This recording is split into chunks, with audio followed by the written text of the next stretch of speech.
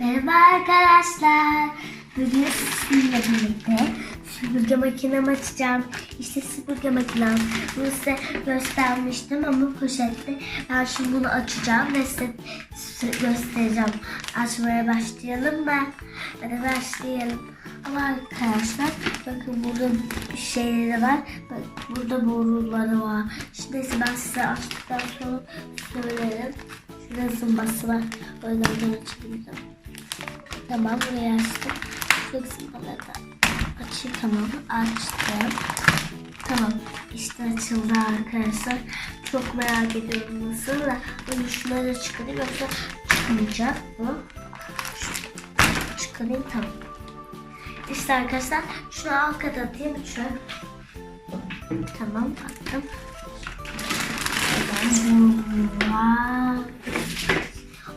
Arkadaşlar bu düşüyordu. Vay arkadaşlar bu çok güzel de. Bunu nereye takacağım arkadaşlar bilmiyorum. Acaba bu nereye takılıyor? Arkadaşlar bakın. Ha, arkadaşlar bu nereye takılıyor? Arkadaşlar bakın böyle kaldırılıyor. Böyle tık tık kaldırılıyor.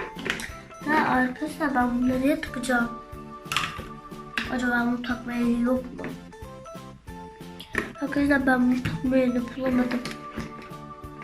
Siz bunu takma yerini bulduysanız yorumlara yazın. Arkadaşlar bunlar da acaba? Bu işim oradan gözüküyor arkadaşlar. Bunlardan takılıyor acaba buradan mı ya? Şu takacağım.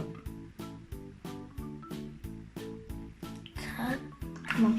Arkadaşlar takalım. Arkadaşlar bakın böyleymiş. Bakın burası böyle. Ay arkadaşlar bu düşüyor. Galiba düşüyor ya. Nasıl bir şey? Arkadaşlar bunun tekerleği var ya. O yüzden çok zor. Ay arkadaşlar ben böyle yapıyorum.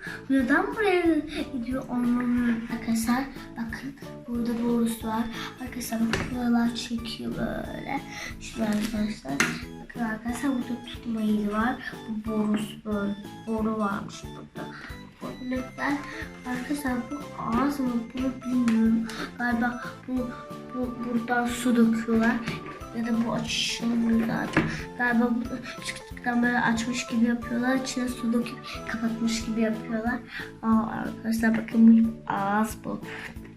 Arkadaşlar bakın bu saç gibi galiba adı saç. Ama bu tutulma yeri. Bu bilen yüzü saç olması gerek.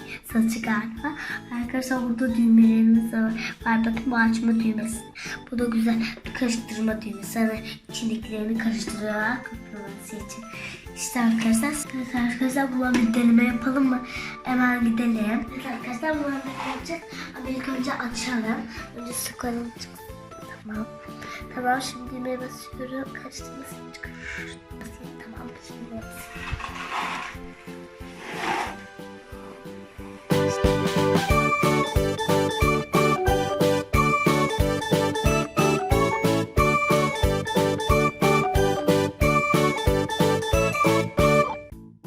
Evet arkadaşlar bunu size tanıttım, gösterdim ve çok güzel çalışıyor. Bozuk da değil, kırık da değil. Ve arkadaşlar şunu kenara alayım ben. Arkadaşlar bunu önceden almıştım, göstermişim size.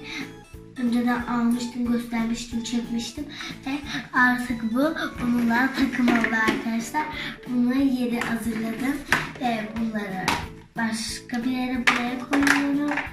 Süpürge makinemi yeri burası oluyor artık arkadaşlar. Artık süpürge makine orada kalıyor. Hoşça kalın. Kanalıma abone olmayı unutmayın. Bye bye.